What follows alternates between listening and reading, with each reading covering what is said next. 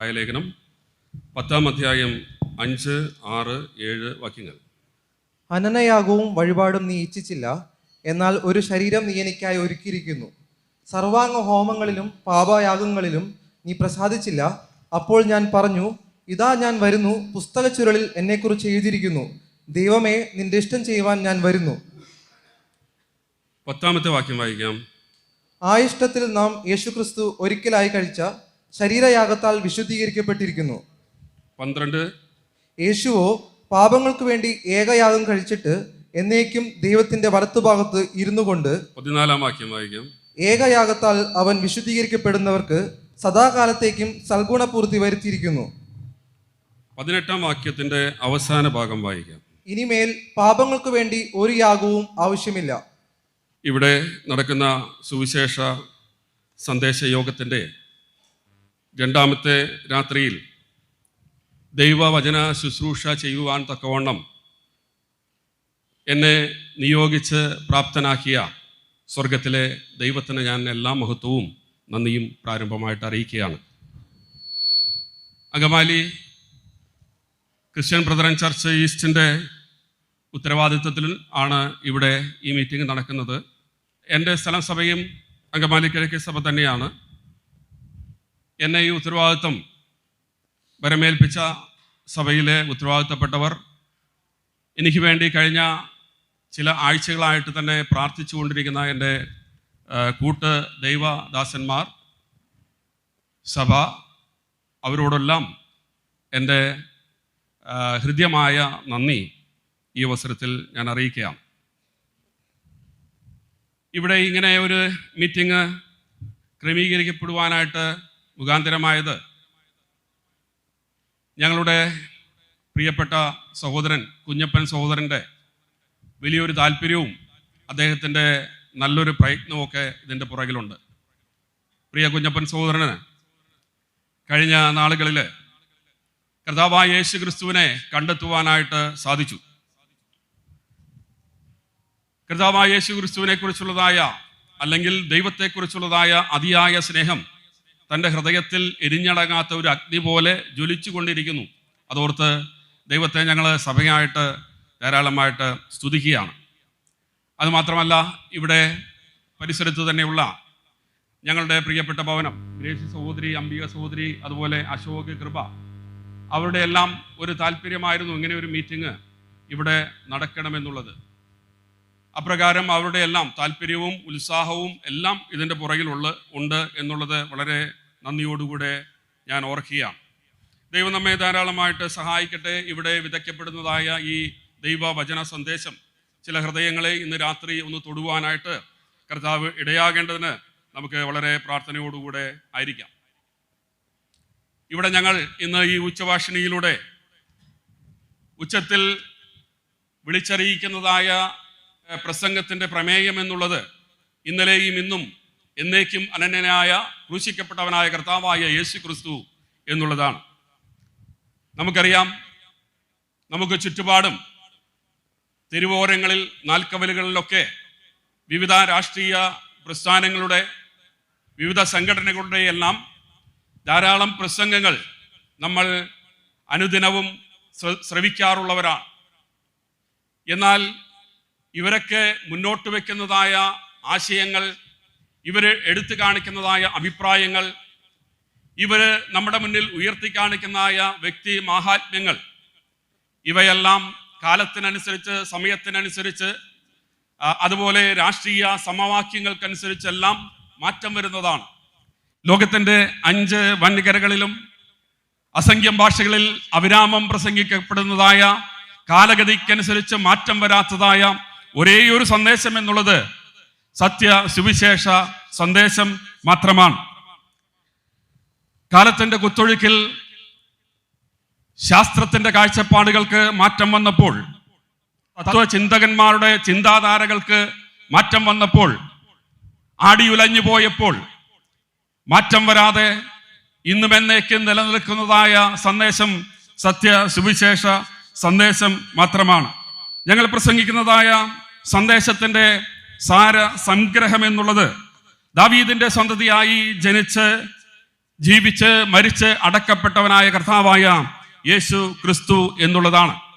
കാലത്തിന്റെ തികവിൽ കന്യകയിൽ ഭൂജാതനായി കാലഘട്ടത്തെ AD എന്നും BC എന്നും രണ്ടായി തിരിച്ചുകൊണ്ട് കാലത്തിന്റെ നടുവിലൂടെ സഞ്ചരിച്ചവനാണ് കർത്താവായ യേശു ക്രിസ്തു എന്നുള്ളത്. അവന്റെ ജനനം, അവന്റെ ജീവിതം, അവന്റെ മരണം, അവന്റെ ഉയർത്തെഴുന്നേൽപ്പ്, ഇതെല്ലാം തിരുവെഴുത്തുകളുടെ നിവൃത്തിയായിരുന്നു. വേദപുസ്തകത്തിന്റെ ഭാഷയിൽ പറഞ്ഞാൽ പുസ്തക ചുരുളിൽ എഴുതിയതിന് പ്രകാരം ആയിരുന്നു. അതാണ് നാം നേരത്തെ വായിച്ചു കേട്ട, പ്രാരംഭത്തിൽ വായിച്ചു കേട്ട വേദഭാഗത്തിൽ നാം കാണുന്നത്. ഇതാ ഞാൻ വരുന്നു, പുസ്തക ചുരുളിൽ എന്നെ കുറിച്ച് എഴുതിയിരിക്കുന്നു.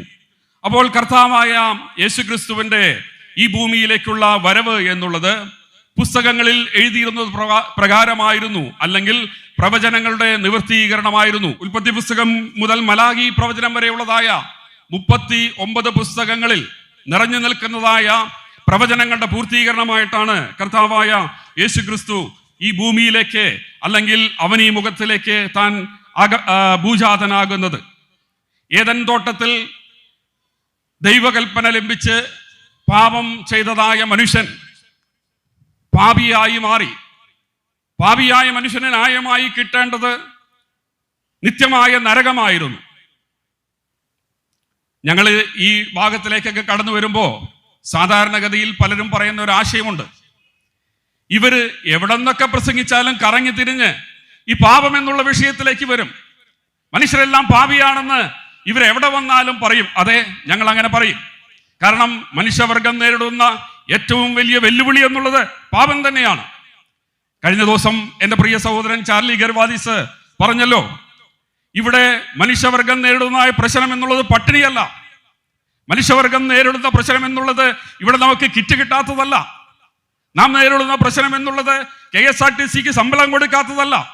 നാം നേരിടുന്ന പ്രശ്നം എന്നുള്ളത് ഇവിടെ മുഖ്യമന്ത്രിക്കും മറ്റു മന്ത്രിമാർക്കും ശമ്പളം കിട്ടുന്നു, അപ്പോൾ തന്നെ ഗവൺമെന്റ് ഉദ്യോഗസ്ഥന്മാർക്ക് ശമ്പളം കിട്ടുന്നില്ല എന്നുള്ളതല്ല. നാം നേരിടുന്ന ഏറ്റവും വലിയ പ്രശ്നം എന്നുള്ളത് പാപമാണ്. അതുകൊണ്ടാണ് ഞങ്ങൾ അവസരം കിട്ടുമ്പോഴൊക്കെ ഇങ്ങനെ ഈ സ്റ്റേജുകളിൽ നിന്ന് മനുഷ്യവർഗം പാപിയാണ് എന്ന് വിളിച്ചു പറയാനായിട്ട് തയ്യാറാകുന്നത്. എന്താണ് പാപത്തിന്റെ പരിണതഫലമായിട്ട് സംഭവിച്ചത് എന്ന് ചോദിച്ചാൽ, അവൻ വലിയ പ്രശ്നത്തിലേക്ക്, അവന്റെ ജീവിതം വലിയ പ്രശ്നത്തിലേക്ക് കൂപ്പുകുത്തി പോകുവാനായിട്ട് ഇടയായി തീർന്നു. പലരും ഞങ്ങളിങ്ങനെ പറയുമ്പോൾ പറയാറുണ്ട്, ആദിപിതാവായ ആദാം ഏദൻ തോട്ടത്തില് ഒരു പാപം ചെയ്തു, ഒരു ഫലം പറിച്ചു തിന്നു, അതുകൊണ്ട് ഞങ്ങളിപ്പോ എന്ത് വേണം, ഞങ്ങളാരും പാപം ചെയ്യുന്നില്ലല്ലോ എന്ന് പറയുന്നവരുണ്ട്. ഞാൻ വളരെ സിമ്പിളായിട്ട് ഒരു ഉദാഹരണം ഇങ്ങനെ പറയട്ടെ. മാതാപിതാക്കൾ രണ്ടുപേരും AIDS രോഗികളായവർ ആണെന്ന് കരുതുക. അവർക്ക് ലഭിക്കുന്നതായ മകൻ അല്ലെങ്കിൽ ഒരു കുഞ്ഞ് ലഭിച്ചാൽ ആ കുഞ്ഞ് എങ്ങനെയുള്ളതായിരിക്കും? തീർച്ചയായിട്ടും ഒരു AIDS രോഗി തന്നെ ആയിരിക്കും. ഇതെങ്ങനെ സംഭവിച്ചു? ഈ കുഞ്ഞ് എന്തെങ്കിലും തെറ്റ് ചെയ്തോ? ഈ കുഞ്ഞ് ഒരു തെറ്റും ചെയ്തില്ലല്ലോ, പിന്നെ എന്തുകൊണ്ട് ഇങ്ങനെ AIDS രോഗിയായി എന്ന് ചോദിച്ചാൽ നമുക്കറിയാം, മാതാപിതാക്കൾ ചെയ്ത തെറ്റുകൊണ്ട് ഈ രക്തത്തിലൂടെ ഈ പിതൃത്വത്തിലേക്ക് പകർന്നു കിട്ടിയതാണ്. അത് തന്നെയാണ് ഏദൻ തോട്ടത്തിൽ സംഭവിച്ചത്. ആദ്യ മനുഷ്യനായ ആദാം, അപ്പോസ്തല പ്രവൃത്തി 17-ാം അധ്യായം അതിന്റെ 26-ാം വാക്യത്തിൽ ഇങ്ങനെ പറയുന്നുണ്ട്, ഭൂതലത്തിലെല്ലാം കുടിയിരിക്കുവാൻ ഒരുവനിൽ നിന്നാണ് ദൈവം മനുഷ്യരെയെല്ലാം സൃഷ്ടിച്ചത്. അങ്ങനെയെങ്കിൽ ആ ഒരുവൻ ചെയ്ത പാപത്തിന്റെ പരിണിത ഫലമായിട്ട് ഈ ഭൂലോകത്തിൽ പിറന്നു വീഴുന്നവരെല്ലാം പാപത്തിൽ പിറന്നു വീഴുകയാണ്. എങ്കിലും ചിലർക്ക് ഭയങ്കര സംശയമാണ്, അതുകൊണ്ട് ഞങ്ങൾ എങ്ങനെയാ പാപിയാകുന്നത് എന്ന് ചോദിക്കുന്നവരുണ്ട്. ഞാൻ ഇങ്ങനെ പറയാം, വിശുദ്ധ വേദപുസ്തകം ഇങ്ങനെയാ പറയുന്നത്, പാപത്തിന്റെ ശമ്പളം മരണമാകുന്നു. അപ്പോൾ പാപിയല്ല എന്ന് പറയാൻ ധൈര്യമുള്ള ആരെങ്കിലും ഈ വട്ടേക്കാട് ദേശത്ത് എന്നെ ശ്രവിക്കുന്നുണ്ടെങ്കിൽ ഞാൻ പറയട്ടെ, നിങ്ങൾ മരിക്കുകയില്ലെന്ന് ഉറപ്പുള്ളവരായിരിക്കണം. ഇന്ന് രാത്രി അങ്ങനെ മരിക്കില്ലെന്ന് ഉറപ്പുള്ള ആരെങ്കിലും എന്നെ കേൾക്കുന്നുണ്ടെങ്കിൽ ദയവായിട്ട് അവരുടെ പേരും അഡ്രസ്സും ഒന്ന് വളരെ വേഗത്തിൽ ഒന്ന് എഴുതി തരണം. കാരണം ഇവിടെ അടുത്തുള്ള ഏതെങ്കിലും നല്ല ആശുപത്രിയിലേക്കൊക്കെ ഒന്ന് എത്തിക്കാനായിട്ടാണ്. പണ്ടൊക്കെ തിരുവനന്തപുരത്ത് വരെ പോകണമായിരുന്നു അങ്ങനെയുള്ളവരെ ചികിത്സിക്കാനായിട്ട്. പക്ഷെ ഇപ്പോൾ നമുക്കിവിടെ അടുത്തുള്ള ആശുപത്രികളിലൊക്കെ നല്ല ചികിത്സയുണ്ട്. കാരണം മരിക്കില്ലെന്ന് പറയാൻ ധൈര്യമുള്ളവരാരുമില്ല. പാപത്തിന്റെ ശമ്പളം മരണമാണ്. അതുകൊണ്ട് വിശുദ്ധ വേദപുസ്തകത്തിന്റെ അടിസ്ഥാനത്തിൽ ഞങ്ങൾ പറയും, മനുഷ്യവർഗം പാപികളാണ്.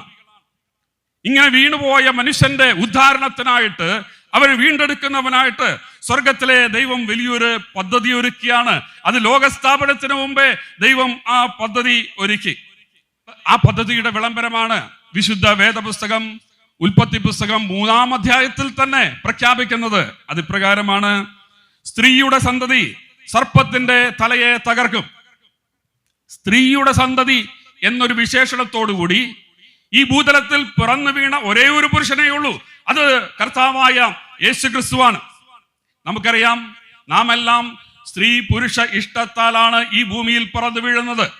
എന്നാൽ വിശുദ്ധ വേദപുസ്തകം ചൂണ്ടിക്കാണിക്കുകയാണ്, സ്ത്രീയുടെ സന്തതി, അതെ, പുരുഷന്റെ ഇഷ്ടത്താലല്ലാതെ സ്ത്രീയുടെ സന്തതിയായി ഇതാ ഒരുവൻ വരുന്നു. അവൻ എന്ത് ചെയ്യാനായിട്ട് പോകുന്നു? സർപ്പത്തിന്റെ അല്ലെങ്കിൽ പിശാചിന്റെ തലയെ തകർക്കുവാനായിട്ട് പോവുകയാണ്. ഈ ഒരു പ്രഖ്യാപനത്തോടു കൂടിയാണ് വിശുദ്ധ വേദപുസ്തകം ആരംഭിക്കുന്നത്. പിന്നീട് അങ്ങോട്ട് പ്രവാചകന്മാരിലൂടെ പ്രവചനങ്ങളുടെ ഒരു പരമ്പര തന്നെ നമുക്ക് കാണാനായിട്ട് സാധിക്കുന്നുണ്ട്. ഉൽപ്പത്തി പുസ്തകം 12-ാം അധ്യായത്തിൽ ആ സ്ത്രീയുടെ സന്തതിയായി കടന്നു വരുന്ന കർത്താവായ യേശുക്രിസ്തുവിന് വഴിയൊരുക്കുവാനായിട്ട് അബ്രഹാമിനെ ദൈവം വിളിച്ച് വേർതിരിക്കുകയാണ്. 2 ശമൂവേലിന്റെ പുസ്തകത്തിൽ രാജ്യത്വത്തിന്റെ സിംഹാസനം എന്നേക്കും സ്ഥിരമായിരിക്കുന്ന ഒരു വനിത ചരിത്രത്തിലേക്ക് കടന്നു വരുന്നു എന്ന് രേഖപ്പെടുത്തുന്നു. യെശയ്യാ പ്രവാചകന്റെ പുസ്തകം 11:23 വാക്യങ്ങളിൽ ഇശായിയുടെ കുറ്റിയിൽ നിന്ന് ഇതാ ഒരു മുള പൊട്ടിപ്പുറപ്പെടുന്നു. ഇതാ ദാവീദിന്റെ കുറ്റിയിൽ നിന്ന് നീതിയുള്ള ഒരു മുള പൊട്ടിപ്പുറപ്പെടുന്നു എന്ന് പറഞ്ഞുകൊണ്ട് പ്രവചനങ്ങളിൽ ധാരാളമായിട്ട് കർത്താവായ യേശുക്രിസ്തുവിന്റെ ഈ വരവിനെ കുറിച്ച് നമുക്ക് കാണാനായിട്ട് സാധിക്കുകയാണ്. യേശുക്രിസ്തുവിന്റെ ജനനത്തെക്കുറിച്ച്, യേശുവിന്റെ ജനനത്തിന് 600 വർഷങ്ങൾക്ക് മുമ്പ് യെശയ്യാ പ്രവാചകൻ ഇങ്ങനെ രേഖപ്പെടുത്തിയാണ്: അവൻ എങ്ങനെ ജനിക്കും? കന്യക ഗർഭിണിയായി ഒരു മകനെ പ്രസവിക്കും. യേശുവിന്റെ ജനനങ്ങൾക്ക് 600 വർഷങ്ങൾക്ക് മുമ്പ് എഴുതപ്പെട്ടു, കന്യക ഗർഭിണിയായി ഒരു മകനെ പ്രസവിക്കും. അവൻ എവിടെ ജനിക്കും? മീഖാ പ്രവാചകൻ ഇങ്ങനെ രേഖപ്പെടുത്തുകയാണ്: നീയോ ബേത്ലഹേം എഫ്രാത്തെ, യഹൂദാ സഹസ്രങ്ങളിൽ നീ ചെറിയവനായിരുന്നാലും അധിപതിയായവൻ നിന്നിൽ നിന്ന് ഉത്ഭവിക്കും. അർത്ഥാൽ ലോകരക്ഷകനായ യേശു കർത്താവ് ഇതാ ഈ കാലഘട്ടത്തിലേക്ക് കടന്നു വരുന്നു. ബേത്ലഹേമിൽ അവൻ ജനിക്കുവാനായിട്ട് പോകുന്നു എന്നുള്ളത് യേശുവിന്റെ ജനനത്തിന് 700 വർഷം മുമ്പേ തന്നെ പ്രവാചകൻ രേഖപ്പെടുത്തിയുണ്ടായി. ഇവൻ എങ്ങനെ വിളിക്കപ്പെടും? ദൈവം നമ്മോടുകൂടെ എന്ന് അർത്ഥം വരുന്നതായ ഇമ്മാനുവേൽ എന്ന് പേർ വിളിക്കുമെന്ന് യെശയ്യാ പ്രവാചകൻ വീണ്ടും പറയുകയാണ്. അവൻ എന്തിനായിട്ടാണ് വരുന്നത്? മത്തായി എഴുതിയ സുവിശേഷം അതിന്റെ 1-ാം അധ്യായത്തിൽ ഇങ്ങനെയാ വായിക്കുന്നത്: തൻ്റെ ജനത്തെ അവരുടെ പാപങ്ങളിൽ നിന്ന് രക്ഷിപ്പാനായിട്ട് വരുന്നു. അവൻ എങ്ങനെയുള്ള വ്യക്തിയായിരിക്കും? യെശയ്യാ പ്രവാചകൻ രേഖപ്പെടുത്തുന്നു: അവൻ അത്ഭുതമന്ത്രി, വീരനാം ദൈവം, നിത്യപിതാവ്, സമാധാനത്തിന്റെ പ്രഭു. അവൻ എന്തായിത്തീരുവാനായിട്ടാണ് വരുന്നത്? യെശയ്യാ പ്രവാചകൻ വീണ്ടും ഇങ്ങനെ പറയുകയാണ്: അവൻ മനുഷ്യവർഗത്തിന്റെ പാപത്തിനായി ക്രൂശിക്കപ്പെടുവാനായിട്ട് പോകുന്നു. മരിച്ചു കഴിഞ്ഞാൽ അവന് എന്ത് സംഭവിക്കും? 16-ാം സങ്കീർത്തനം ഇങ്ങനെ പറയുന്നു: അവന്റെ പ്രാണനെ പാതാളത്തിൽ വിടുകയില്ല, അവന്റെ പരിശുദ്ധനെ ദ്രവത്വം കാണുവാനായിട്ട് സമ്മതിക്കുകയുമില്ല. പ്രവചനങ്ങളുടെ നിവൃത്തിയായി, പ്രവചനങ്ങളുടെ പൂർത്തീകരണമായി കാലത്തിലേക്ക് കടന്നു വന്നവൻ, കാലത്തിന്റെ തികവിൽ, കാലത്തിന്റെ കതിരവനായി അവനിലേക്ക് അവതരിച്ച അത്ഭുത പുരുഷനാണ് കർത്താവായ യേശുക്രിസ്തു. അവനെ പോലെ മറ്റൊരു വ്യക്തിത്വം ഉലക ചരിത്രം കണ്ടിട്ടില്ല. പ്രവചിക്കപ്പെട്ടതുപോലെ ജീവിച്ച്, പ്രവചിക്കപ്പെട്ടതുപോലെ ഈ മണ്ണിലേക്ക് ഇറങ്ങി വന്ന്, പ്രവചിക്കപ്പെട്ടതുപോലെ മരിച്ച് അടക്കപ്പെട്ട് ഉയർത്തെഴുന്നേറ്റവനായ ക്രിസ്തു. അവൻ എന്തോ ഒരു അത്ഭുത പുരുഷനാ, അല്ലേ? അവനെ പോലെ അത്ഭുത പുരുഷനായിട്ട് ഉലക ചരിത്രത്തിൽ ആരെയും കണ്ടിട്ടുണ്ടോ? അതുകൊണ്ട് നമുക്കെല്ലാം അറിയാവുന്ന ഒരു പാട്ടൊന്ന് ചേർന്ന് പാടാം: എന്തോ ഒരു അത്ഭുത പുരുഷൻ ക്രിസ്തു, അവന്റെ മഹിമ എത്ര നിസ്തുലമാണ്. എന്തോരത്ഭുത പുരുഷൻ ക്രിസ്തു, തന്റെ മഹിമ നിസ്തുലം.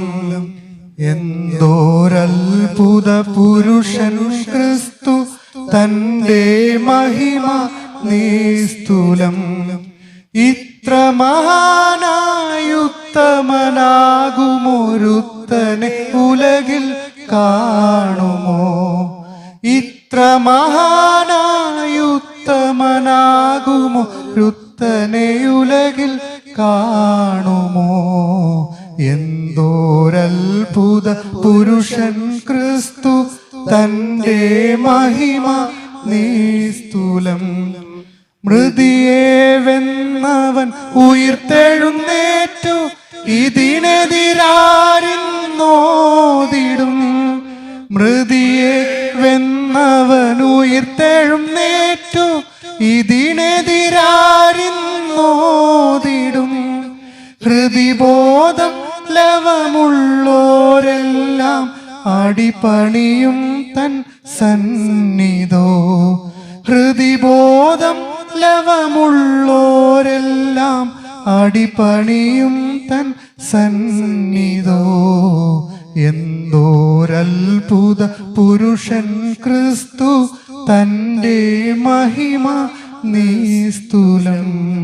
അതെ, അവൻ ഒരു അത്ഭുത പുരുഷനാണ്. ഈ അത്ഭുത പുരുഷനെ കണ്ടുമുട്ടിയവരുടെ ജീവിതത്തിലെല്ലാം അത്ഭുതകരമായ മാറ്റങ്ങൾ നടന്നിട്ടുണ്ട്. നമുക്കറിയാം, ഒരു കാലത്ത് രാഷ്ട്രീയ പ്രസ്ഥാനങ്ങളുടെ തേരാളികളായി ആശയത്തെ ആയുധം കൊണ്ട് നേരിടുവാനായിട്ട് തെരുവിലിറങ്ങിയിട്ടുള്ളവർ, അതുപോരാ മദ്യത്തിനും മയക്കുമരുന്നിനുമൊക്കെ അടിമപ്പെട്ട് ജീവിതം ഹോമിക്കപ്പെട്ടവർ, ഒരു കാലത്ത് വീടിനും നാട്ടുകാർക്കും എല്ലാം തലവേദനയായി ഇവനൊന്ന് മരിച്ചാൽ മതിയെന്ന് പെറ്റമ്മ പോലും തലയിൽ കൈവച്ച് ഏങ്ങലടിച്ചവർ, ഇവരൊക്കെ ഈ അത്ഭുത പുരുഷനെ കണ്ടുമുട്ടിയപ്പോൾ അവരുടെ ജീവിതത്തിലെല്ലാം അത്ഭുതകരമായ മാറ്റങ്ങൾ സംഭവിച്ചിട്ടുണ്ട്. നമുക്കറിയാം, അപ്പോസ്തലനായ പൗലോസ്, പടുവായിരുന്ന അപ്പോസ്തലനായ പൗലോസ് ഈ ക്രിസ്തുവിനെ കണ്ടുമുട്ടിയപ്പോൾ ആ കാൽപാദങ്ങളിൽ വീണുകൊണ്ട് താൻ ഇങ്ങനെയാ പറയുന്നത്: എനിക്ക് ക്രൂശിക്കപ്പെട്ട ക്രിസ്തുവിനെ അല്ലാതെ മറ്റൊന്നും അറിയാത്തവനായിട്ടിരിക്കണം. ക്രൂശിക്കപ്പെട്ട ക്രിസ്തു, അവനാണ് അറിവിൻ്റെ ആ മഹാ അറിവ് എന്നുള്ളത്. അവനെക്കുറിച്ചുള്ളതായ അറിവാണ് ജീവിതത്തിൽ പൂർണ്ണത നൽകുന്നത്. അങ്ങനെയെങ്കിൽ ആ അറിവിൻ്റെ പൂർണ്ണത എന്നുള്ളത് കർത്താവായ യേശു ക്രിസ്തുവാണ്. നമ്മളിന്ന് ഒരു അറിവിൻ്റെ മഹാവിസ്ഫോടനം നടക്കുന്ന കാലഘട്ടത്തിലൂടെ കടന്നുപോയിക്കൊണ്ടിരിക്കുകയാണ്. ശാസ്ത്ര സാങ്കേതിക മേഖലകളിലെല്ലാം മനുഷ്യൻ ഒരുപാട് അറിവ് നേടിക്കഴിഞ്ഞു. അതുകൊണ്ട് തന്നെ അവൻ അറിവിൻ്റെ അനന്ത വിഹായുസിലൂടെ പാറിപ്പറക്കുകയാണ്. എന്നാൽ ഈ അറിവുള്ളവരുടെ ജീവിതത്തിലും കാണുന്നതായ ദുഃഖകരമായ കാഴ്ചകൾ, അധർമ്മം പെരുകിയിരിക്കുന്നത് വിദ്യാസമ്പന്നരുടെ ഇടയിൽ, അറിവുള്ളവരുടെ ഇടയിലൊക്കെ നാം ഈ കഴിഞ്ഞ ദിവസം കൂടി കണ്ടതല്ലേ. പൂക്കോട്, കൽപ്പറ്റയിലുള്ള പൂക്കോട് എന്ന് പറയുന്ന വെറ്റിനറി സർവകലാശാലയിൽ അറിവുള്ളവരല്ലേ കാടത്തം പ്രവർത്തിച്ചത്. ഒരു ചെറുപ്പക്കാരനെ ഒരു കുടുംബത്തിന്റെ അത്താണിയായി പഠിക്കാൻ വിട്ടതല്ലേ. അവനെ അവന്റെ ഉടുതുണി ഉരിഞ്ഞ് 150 കുട്ടികളുടെ മധ്യത്തിൽ വെച്ച് നഗ്നനായി നിർത്തി പരസ്യ വിചാരണ കഴിച്ച് കൊടുംക്രൂരത കാണിച്ച സമൂഹമല്ലേ. അറിവുണ്ടായിട്ട് എന്താ കാര്യം? അറിവിന്റെ മഹാവിസ്ഫോടനം നടന്നിട്ട് എന്താ കാര്യം? ഞാനിങ്ങനെ പറയട്ടെ, ഈ ലോകം പകർന്നു നൽകുന്നതായ അറിവ് നമ്മുടെ ജീവിതത്തിൽ ഒന്നിനും ഉപകരിക്കുന്നില്ല. യേശു കർത്താവ് ഇങ്ങനെയാണ് പറഞ്ഞത്: ഒരു മനുഷ്യൻ സർവ്വ ലോകം നേടിയാലും തൻ്റെ ജീവനെ നഷ്ടമാക്കിയാൽ അവന് എന്ത്? ഈ ലോകത്ത് നിന്ന് എന്തൊക്കെ സമ്പാദിക്കുവാനായിട്ട് സാധിച്ചാലും കണ്ടെത്തേണ്ടവനെ കണ്ടില്ല എങ്കിൽ അവന്റെ ജീവിതത്തിൽ യാതൊരു പ്രയോജനവും ഇല്ല. അതുകൊണ്ട് മാന്യ സ്നേഹിത, കണ്ടെത്തേണ്ടവനെ കാണുവാനായിട്ട് നിന്റെ ജീവിതത്തിൽ ഇന്ന് ഒന്ന് സാധിക്കണം. അതിനുവേണ്ടി ചില വേദഭാഗങ്ങൾ ഞാനൊന്ന് എടുത്ത് ചൂണ്ടിക്കാണിക്കുവാനായിട്ട് ആഗ്രഹിക്കുകയാണ്. യോഹന്നാന്റെ സുവിശേഷം 1-ാം അധ്യായം അതിൻ്റെ 1-ാമത്തെ തിരുവചനം. ആദിയിൽ വചനമുണ്ടായിരുന്നു, വചനം ദൈവത്തോടു കൂടെ ആയിരുന്നു, വചനം ദൈവമായിരുന്നു. മതി. ആദിയിൽ വചനം ഉണ്ടായിരുന്നു. അങ്ങനെയെങ്കിൽ നമ്മുടെ കർത്താവായ യേശു ക്രിസ്തു ആരാണ് എന്ന ചോദ്യത്തിന് ഞാൻ ഇങ്ങനെ പറയട്ടെ: അവൻ ആദിയും അവസാനവും ഇല്ലാത്തവനാണ്. നമ്മുടെ ചിന്തയിൽ അനന്തതയിലുള്ള ഏതെങ്കിലും ഒരു കാലഘട്ടത്തെക്കുറിച്ച് നമുക്കൊന്ന് ആലോചിച്ചെടുക്കുവാനായിട്ട് സാധിക്കുന്നെങ്കിൽ ആ കാലഘട്ടത്തിനും അപ്പുറത്ത് നിൽക്കുന്നവനാണ് കർത്താവായ യേശു ക്രിസ്തു.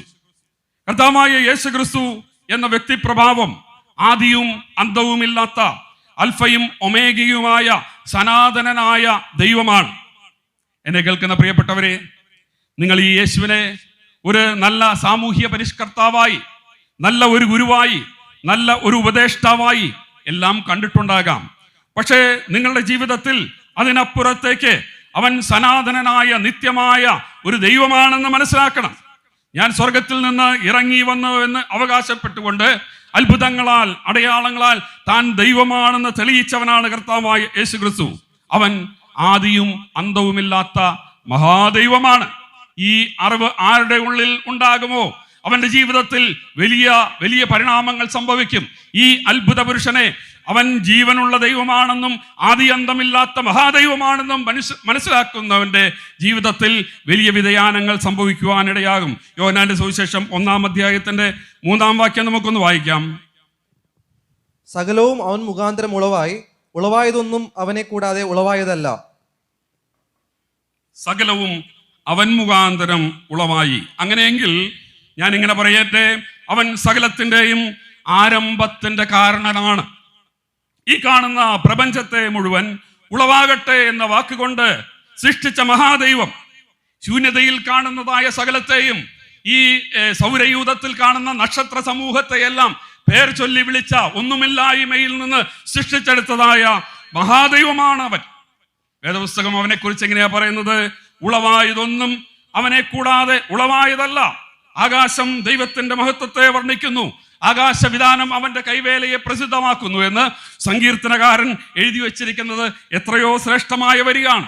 അതുകൊണ്ട് യേശു ക്രിസ്തു എന്ന ആരംഭകാരണനെ കണ്ടെത്തിയിട്ടില്ലാത്ത ആരെങ്കിലും എന്നെ കേൾക്കുന്നുണ്ടെങ്കിൽ, പ്രിയ സുഹൃത്തെ, ഈ ആരംഭകാരണനായ സർവത്തിൻ്റെയും ഉടയവനായ മഹാദൈവത്തെ ജീവിതത്തിൽ ഒന്ന് കണ്ടെത്തുവാൻ, അവനെ തിരിച്ചറിയുവാനായിട്ട് സാധിക്കണം. അവനെ കണ്ടതായ ഫിലിപ്പോസ് ഇങ്ങനെയാ പറഞ്ഞത്: ന്യായപ്രമാണത്തിൽ മോശയും പ്രവാചകന്മാരും എഴുതിയിരിക്കുന്നവനെ ഞാൻ കണ്ടെത്തിയിരിക്കുന്നു. അവൻ യേശു എന്ന നസ്രയത്തുകാരൻ തന്നെ. ഈ യേശു എന്ന നസ്രയത്തുകാരനെ കണ്ടെത്തിയാൽ നിന്റെ ജീവിതത്തിൽ വലിയ പരിണാമങ്ങൾ സംഭവിക്കും. അവൻ സകലത്തിൻ്റെയും ആരംഭ കാരണനാണ്. യോഹന്നാന്റെ സുവിശേഷം 1-ാം അധ്യായം 18-ാം വാക്യത്തിലേക്ക് ഒന്ന് പോകാം. ദൈവത്തെ ആരും ഒരു നാളും കണ്ടിട്ടില്ല. പിതാവിന്റെ മടിയിലിരിക്കുന്ന ഏകജാതനായ പുത്രൻ അവനെ വെളിപ്പെടുത്തിയിരിക്കുന്നു. അങ്ങനെയെങ്കിൽ ആർക്കും കാണാൻ സാധിക്കാത്ത അദൃശ്യനായ ദൈവത്തെ വെളിപ്പെടുത്തിയവനാണ് കർത്താവായ യേശു ക്രിസ്തു. ഈ പ്രപഞ്ചത്തെയും അതിലുള്ളതിനെയെല്ലാം സൃഷ്ടിച്ചതായ ദൈവത്തെ വെളിപ്പെടുത്തിയവനാണ് കർത്താവായ യേശു ക്രിസ്തു. കൊലോസ്യ ലേഖനത്തിൽ ഇങ്ങനെ പറയുന്നു: അവനില്ലല്ലോ ദൈവത്തിന്റെ സകല സമ്പൂർണതയും ദേഹരൂപമായി വസിക്കുന്നത്. ആരൊക്കെ ഈ യേശുവിനെ കണ്ടിട്ടുണ്ടോ അവർക്കെല്ലാം പിതാവായ ദൈവത്തെയും കാണുവാനായിട്ട് സാധിക്കും. യേശു കർത്താവ് ഇങ്ങനെ പറഞ്ഞു: എന്നെ കണ്ടവൻ പിതാവിനെ കണ്ടിരിക്കുന്നു. അതുകൊണ്ട് ഈശ്വരനെ തേടി നടക്കുന്ന യാത്രയിൽ ആരെങ്കിലും ഉണ്ടെങ്കിൽ, ഇന്നലെ കേട്ടതുപോലെ തന്നെ ഈശ്വരനെ തേടി കടലുകൾക്കപ്പുറത്തേക്ക് പരക്കം പായുന്നതായ ആരെങ്കിലും ഉണ്ടെങ്കിൽ, അവിടെയുമില്ല ഇവിടെയുമില്ല ഈശ്വരൻ എന്ന് വിചാരിക്കുന്ന ആരെങ്കിലും ഉണ്ടെങ്കിൽ, ഈ അദൃശ്യനായ ദൈവത്തെ വെളിപ്പെടുത്തിയവനാണ് കർത്താവായ യേശു ക്രിസ്തു എന്ന് മനസ്സിലാക്കണം. ഈ യേശു ക്രിസ്തുവിനെ കണ്ടെത്തിയവന് ജീവനുള്ള ദൈവത്തെ കണ്ടെത്തുവാനായിട്ട് സാധിക്കും. അടുത്ത ഭാഗത്തേക്ക് ഒന്ന് പോകാം. യോഹന്നാന്റെ സുവിശേഷം 1-ാം അധ്യായം അതിന്റെ 9-ാമത്തെ തിരുവചനം. ഏതു മനുഷ്യനെയും പ്രകാശിപ്പിക്കുന്ന സത്യവെളിച്ചം ലോകത്തിലേക്ക് വന്നുകൊണ്ടിരുന്നു. ഏതു മനുഷ്യരെയും പ്രകാശിപ്പിക്കുന്നതായ സത്യ വെളിച്ചം. അങ്ങനെയെങ്കിൽ യേശു ക്രിസ്തു അന്ധകാരത്തെ അകറ്റുന്നവനാണ്. പാപത്തിന്റെ അന്ധകാരത്തിലിരുന്നതായ മനുഷ്യന് വെളിച്ചം പകരുവാനായിട്ടാണ് കർത്താവായ യേശു ക്രിസ്തു ഭൂമിയിലേക്ക് കടന്നു വന്നത്. ഇന്ന് രാവിലെ ഞങ്ങളുടെ സഭയിൽ ധ്യാനചിന്തയിൽ ഒരു പ്രിയ സഹോദരൻ പങ്കുവച്ചത് യോഹന്നാന്റെ സുവിശേഷം 9-ാം അധ്യായമാണ്. അവിടെ ഒരു മനുഷ്യനെ കാണിക്കുകയാണ്. അവൻ പിറവിയിലെ കുരുടനായിരുന്നു. പിറവിയിലെ കുരുടനായിരുന്ന മനുഷ്യന്റെ ചിത്രം വ്യക്തമാക്കുന്നത് മാനവവർഗത്തിന്റെ അന്ധകാരത്തെയാണ്. അവന്റെ അന്ധകാരത്തിൽ നിന്നും അവനെ അത്ഭുത പ്രകാശത്തിലേക്ക് വരുത്തുവാനായിട്ടാണ് കർത്താവായ യേശു ക്രിസ്തു ഈ ഭൂമിയിലേക്ക് വന്നത്. കർത്താവായ യേശു ക്രിസ്തുവിന്റെ അവകാശ പ്രഖ്യാപനം ഇങ്ങനെയാണ്: ഞാൻ ലോകത്തിന്റെ വെളിച്ചം ആകുന്നു. നൂറ്റാണ്ടുകളായിട്ട് മനുഷ്യന്റെ ഉള്ളിൽ അലയടിച്ചിരുന്ന ആഗ്രഹമാണ് അവന്റെ ജീവിതത്തിലെ അന്ധകാരം മാറ്റുന്ന, അവന്റെ ജീവിതത്തിലെ കൂരിരുട്ടിനെ മാറ്റുന്നതായ ഒരു വെളിച്ചത്തെ കണ്ടെത്തണം. അതിനു വേണ്ടിയിട്ടുള്ള അന്വേഷണത്തിലായിരുന്നു മനുഷ്യൻ. അതുകൊണ്ടാണ് പുരാണങ്ങളിലൊക്കെ ഇങ്ങനെ എഴുതിയിട്ടിരിക്കുന്നത്: അസതോമാ സദ്ഗമയ, തമസോമാ ജ്യോതിർഗമയ, മൃത്യോമാ അമൃതം ഗമയ. അസത്യത്തിൽ നിന്ന് സത്യത്തിലേക്കും, അന്ധകാരത്തിൽ നിന്ന് വെളിച്ചത്തിലേക്കും, മരണത്തിൽ നിന്ന് ജീവനിലേക്കും എന്നെയൊന്ന് നയിക്കണമേ ഭഗവാനെ എന്ന പ്രാർത്ഥന ഉരുവിട്ടുകൊണ്ടിരുന്നു. കാലങ്ങളായിട്ടുള്ള ആ പ്രാർത്ഥനയ്ക്ക് അവന് ഉത്തരം ലഭിക്കുന്നില്ല. അവനെ വെളിച്ചത്തിലേക്ക് നയിക്കുന്ന ഒരു ശക്തിയെ കണ്ടെത്തുവാനുള്ള പ്രയാണത്തിൽ അവൻ ഓടിക്കൊണ്ടിരിക്കുകയായിരുന്നു. നമുക്കറിയാം ഗ്രീക്ക് തത്വചിന്തകനായിരുന്ന ഡയോജനീസിനെ കുറിച്ച്. ഡയോജനീസ് ഒരിക്കൽ ഏതൻസിന്റെ തെരുവീതിയിലൂടെ കൊളുത്തി വെച്ചതായ ഒരു റാന്തൽ വിളക്കമായിട്ട് പട്ടാപ്പകൽ ഇങ്ങനെ സഞ്ചരിക്കുകയാണ്. ഇത് കണ്ട ഏതൻസിലെ ജനങ്ങൾ ഇദ്ദേഹത്തിന്റെ ചുറ്റും കൂടി അദ്ദേഹത്തോട് ഇങ്ങനെ ചോദിച്ചു, അല്ലയോ ഡയോജനീസ്, താങ്കൾ എന്തുകൊണ്ടാണ് ഈ പകൽ വെളിച്ചത്തിൽ ഈ റാന്തൽ വിളക്കമായിട്ട് ഇങ്ങനെ സഞ്ചരിക്കുന്നത്? അദ്ദേഹം പറഞ്ഞ മറുപടി ചരിത്രത്തിൽ ഇങ്ങനെയാണ് രേഖപ്പെടുത്തിയിരിക്കുന്നത്: I am searching for an honest man. ഞാൻ സത്യസന്ധനായ ഒരു മനുഷ്യനെ കണ്ടെത്താനുള്ള ശ്രമത്തിലാണ്. പ്രിയ വട്ടേക്കാട് ദേശമേ, ഞാൻ ആ സത്യസന്ധനായ മനുഷ്യനെ ഈ വേദപുസ്തകത്തിലെ ചരിത്രത്തിൽ നിന്ന് കാണിച്ചു തരട്ടെ. അവനാണ് കർത്താവായ യേശു ക്രിസ്തു. അവൻ എങ്ങനെയാ പറയുന്നത്? ഞാൻ തന്നെ വഴിയും സത്യവും ജീവനുമാകുന്നു. ഈ വഴിയും സത്യവും ജീവനുമായ യേശു കർത്താവിനെ കണ്ടെത്തുവാനായിട്ട് സാധിക്കണം. നിന്റെ ജീവിതത്തിൽ നിന്ന് കൂരിരുട്ടിനെ മാറ്റിക്കളയുന്ന, അന്ധകാരത്തിൽ നിന്ന് അത്ഭുത പ്രകാശത്തിലേക്ക് വരുത്തുന്നതായ ഈ യേശു ക്രിസ്തുവിനെ ജീവിതത്തിൽ സ്വന്തമാക്കുവാനായിട്ട് സാധിക്കണം. നാം വായിച്ച പ്രാരംഭത്തിലുള്ളതായ വേദഭാഗം എബ്രായ ലേഖനം 10-ാം അധ്യായം അതിൻ്റെ 5-ാം വാക്യത്തിൽ ഇങ്ങനെയാ പറയുന്നത്: ഹനനയാഗം, സർവാംഗ ഹോമയാഗം, പാപയാഗം ഇതിലൊന്നും ദൈവം പ്രസാദിച്ചില്ല. നമുക്കറിയാം മതങ്ങളുടെ മാതാവ് എന്നാണ് യഹൂദ മതത്തെ വിശേഷിപ്പിക്കുന്നത്.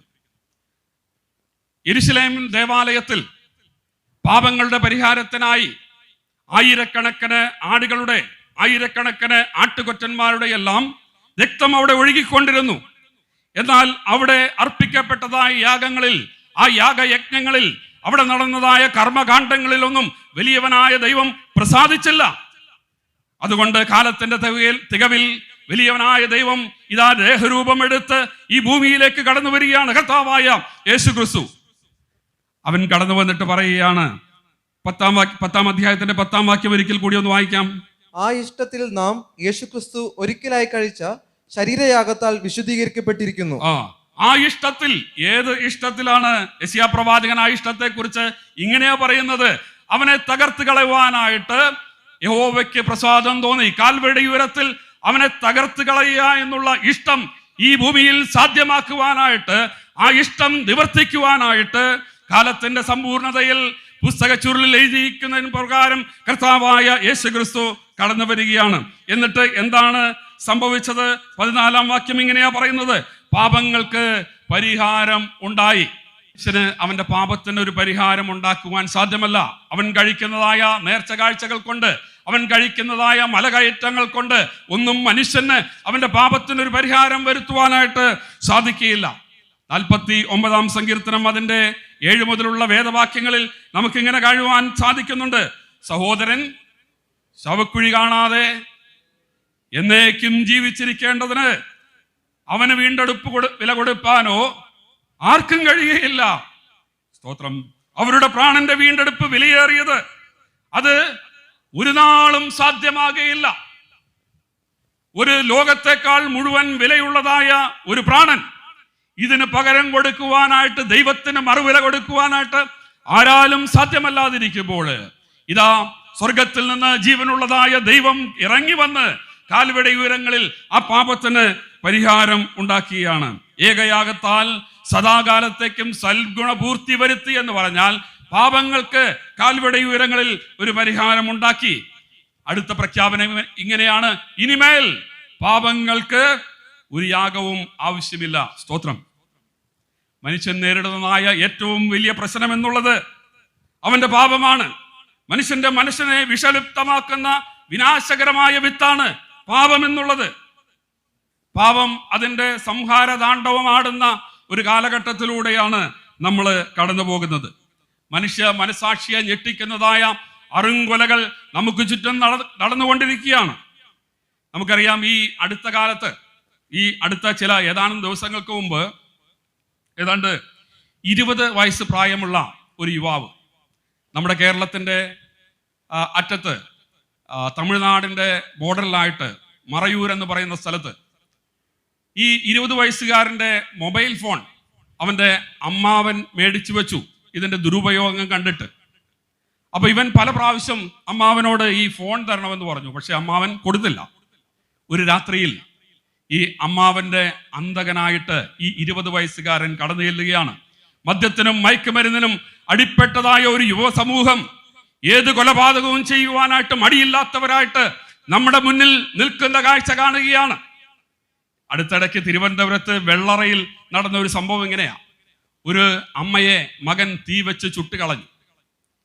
ഈ മകന്റെ പേരെന്താണെന്ന് അറിയാമോ? നല്ല പേരാ, മോസസ് എന്നാണ്.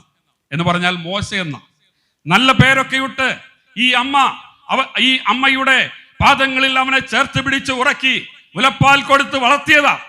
പക്ഷേ മയക്കുമരുന്നടിക്കാൻ കാശില്ലാതെ വന്നപ്പോൾ കലഹമായി ഈ അമ്മയെ ചുട്ട് കൊന്നുകളയുവാനായിട്ട് ഇടയായി തീർന്നു. കഴിഞ്ഞില്ല, കൊല്ലത്ത് ഒരു മകൻ തന്റെ അച്ഛനെ ചുറ്റിയ കൊണ്ട് അടിച്ചു കൊന്ന വാർത്ത ഈ അടുത്തിടയ്ക്ക് വാർത്താ മാധ്യമങ്ങളിൽ വന്നതാണ്. നമുക്കാർക്കും അത് കേട്ടിട്ട് ഒരു ഞെട്ടലുമില്ല. ഇവിടെ എല്ലാവരുടെയും മുഖത്ത് നോക്കിയാലും ഒരു ഞെട്ടലുമില്ല. കാരണം നമ്മളൊക്കെ ഞെട്ടി അങ്ങ് അവശതയായിരിക്കുക. കാരണം ഇത്തരത്തിലുള്ള വാർത്തകൾ നമ്മുടെ ചുറ്റുപാടും അനുദിനമെന്നോണം നമ്മൾ കേട്ടുകൊണ്ടിരിക്കുകയാണ്. മയക്കുമരുന്നിന് അടിപ്പെട്ടതായ ഒരു തലമുറ കൊലക്കത്തിയുമായി കൊലവിളിയുമായി ഈ തെരുവോരങ്ങളിലൂടെ നടക്കുന്നതായ ഒരു തലമുറ. ഞാൻ ഈ അടുത്തിടയ്ക്ക് വായിച്ചു, നമ്മുടെ അമ്മമാരുടെ കുഞ്ഞുങ്ങളോടുള്ള സ്നേഹം അതാണ് ഏറ്റവും വലിയ സ്നേഹം എന്നാ പറയുന്നത്. പക്ഷേ അതിലും വന്നിരിക്കുന്നതായ കുറവ് ഈ കാലഘട്ടത്തിൽ പാപത്തിന്റെ ആ കുത്തൊഴുക്ക് കാണുവാനായിട്ട് അതിലും നമുക്ക് സാധിക്കും. ഒരു കോഴി മുട്ടയിട്ട് കഴിഞ്ഞാൽ സാധാരണ എന്ത് ചെയ്യും? ഒരു ഒച്ചപ്പാടൊക്കെ ഉണ്ടാക്കും, ഞാൻ മുട്ടയിട്ടെ എന്ന് ഒക്കെ പറയും.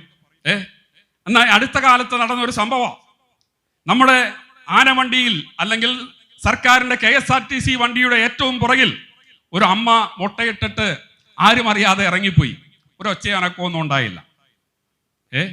ആ മുട്ടയപ്പോ അമ്മത്തൊട്ടിലിൽ വളരുന്നു എന്നാ കേൾക്കുന്നത്. ഒരു മാതാവ് പ്രസവിച്ച കാര്യം ഈ പറഞ്ഞേ. അപ്പോ മനുഷ്യനെ നടുക്കുന്നതായ വാർത്തകൾ അനുദിനമെന്നോണം നമ്മൾ കേട്ടുകൊണ്ടിരിക്കുകയാണ്. ലൈംഗിക അരാജകത്വം കൊടികിട്ടു വാഴുന്ന ഒരു കാലഘട്ടം. പ്രായപൂർത്തിയായ ഒരു കുഞ്ഞിനെ സ്വന്തം അച്ഛന്റെ കൂടെ താമസിപ്പിച്ചുകൊണ്ട് പോകാൻ മടിക്കുന്ന മാതാപിതാക്കൾ. എന്തുകൊണ്ടാണ്?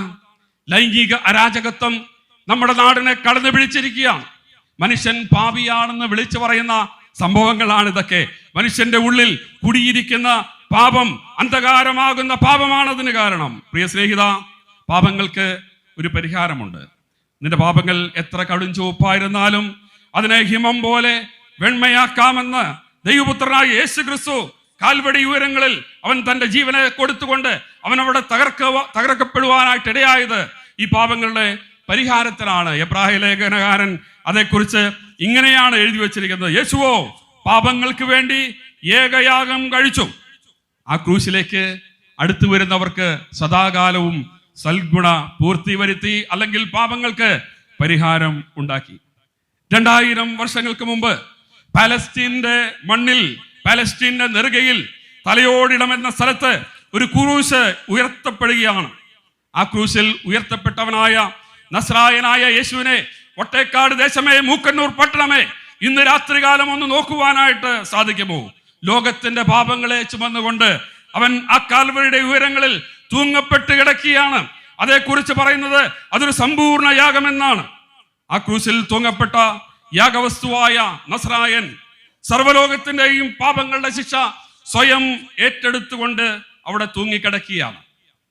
ഗബദായുടെ കൽത്തളത്തിൽ കരുണയില്ലാത്ത റോമൻ പടയാളികൾ, കാരിരുമ്പന്റെ കരുത്തുള്ളതായ റോമൻ പടയാളികൾ യേശു കർത്താവിനെ കുനിച്ചു നിർത്തിക്കൊണ്ട് അവന്റെ മുതുകിൽ ചാട്ടവാറുകൊണ്ട് കൈതളരുവോളം മാറി മാറി ആഞ്ഞടിക്കുകയാണ്.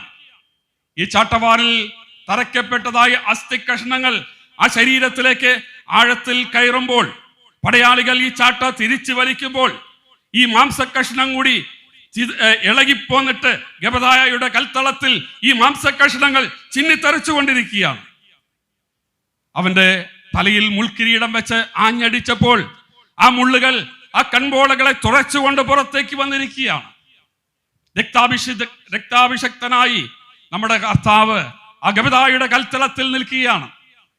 മുഖം വിരൂപമാക്കപ്പെട്ടവൻ, തുപ്പലിനാൽ വിരൂപമാക്കപ്പെട്ട് ഹൃദയം നിന്നയാൽ തകർക്കപ്പെട്ട നമ്മുടെ പ്രാണനാഥൻ ഇതാ പച്ച പൈൻ കുരിശുമേറിക്കൊണ്ട് ഗോൽഗോത്തായുടെ മുകളിലേക്ക് നടന്നും വീണും അവൻ പോയിക്കൊണ്ടിരിക്കുകയാണ്. യെശയ്യാ പ്രവാചകൻ അതേക്കുറിച്ച് ഇങ്ങനെയാ രേഖപ്പെടുത്തുന്നത്: അവൻ സാക്ഷാൽ നമ്മുടെ രോഗങ്ങളെ വഹിച്ചു, അവൻ നമ്മുടെ വേദനകളെ ചുമന്നു. റോമൻ ഗവൺമെന്റ് നടപ്പാക്കിയിരുന്നതായ ഏറ്റവും ഭീകരമായ ഒരു ശിക്ഷാവിധിയായിരുന്നു ക്രൂശ് മരണം എന്നുള്ളത്. നീചന്മാരിൽ അതിനീചന്മാരായവർക്ക് മാത്രം അത്യപൂർവമായിട്ട് കൊടുക്കുന്നതായ ശിക്ഷ. ഈ ശിക്ഷയ്ക്ക് നമ്മുടെ കർത്താവിനെ അവിടെ ഏൽപ്പിക്കുകയാണ്. 2 ദുഷ്പ്രവർത്തിക്കാരുടെ മധ്യത്തിൽ കൈകാലുകളിൽ തറയ്ക്കപ്പെട്ട കാരുരുമ്പാണികളിൽ കർത്താവ് ആ ഗോൽഗോത്തായിൽ ആ മരക്കുരിശിൽ തൂങ്ങപ്പെട്ടിരിക്കുകയാണ്. അവനെ കാണുന്നവരൊക്കെ മുഖം മറച്ചു കളയത്തക്കവണ്ണം അവൻ വിരൂപനായി ഒരു മാംസപിണ്ഡം പോലെ അവനോട് തൂങ്ങിക്കിടക്കുകയാണ്. പടയാളികളിൽ ഒരുവൻ വരുന്നു, കുന്തം കൊണ്ട് അവന്റെ വിലാപ്പുറത്ത് കുത്തുകയാണ്. അവിടെ നിന്ന് ചോരയും ജലവും എല്ലാം ധാരധാരയായിട്ട് ഒഴുകുന്നു. അവൻ സാഹസം ഒന്നും ചെയ്തിട്ടില്ല, അവന്റെ വായിൽ വഞ്ചനയൊന്നും ഇല്ലാതിരുന്നു. എങ്കിലും അവർ അവന് ദുഷ്ടന്മാരോടുകൂടെ ശവക്കുഴി കൊടുക്കുകയാണ്. പ്രിയമുള്ളവരെ, അവൻ ഈ മരണം ഏറ്റെടുത്തത് മാനവരാശിയുടെ പാപത്തിന്റെ പരിഹാരത്തിന് ആയിട്ടായിരുന്നു. 6 മണി നേരം മുതൽ 9 മണി നേരം വരെ ദേശത്തെല്ലാം വലിയ ഇരുട്ടുണ്ടാകുകയാണ്. സൃഷ്ടിക്ക് സൃഷ്ടാവിന്റെ വേദന താങ്ങുവാനായിട്ട് സാധിക്കുന്നില്ല. മനുഷ്യവർഗത്തിന്റെ പാപത്തിന്റെ പരിഹാരത്തിനായിട്ടുള്ള സമ്പൂർണമായ ഒരു യാഗം കാൽവെടി ഉയരത്തിൽ പരിസമാപ്തിയിലേക്ക് അടുത്തു വരുമ്പോൾ നമ്മുടെ കർത്താവ് ആ കാൽകരങ്ങളിൽ അടിച്ചു കയറ്റിയ കാരുരുമ്പാണികളിൽ ഒന്ന് ഉയർന്നു പൊങ്ങിയിട്ട് അവിടെ ഇങ്ങനെ വിളിച്ചു പറയുകയാണ്: നിവൃത്തിയായി, ഇറ്റ് ഈസ് ഫിനിഷ്ഡ്. ലോകത്തിന്റെ പാപം മുഴുവൻ അവൻ ഏറ്റെടുത്തു. ഇനിമേൽ പാപങ്ങൾക്കൊരു യാഗം ആവശ്യമില്ല.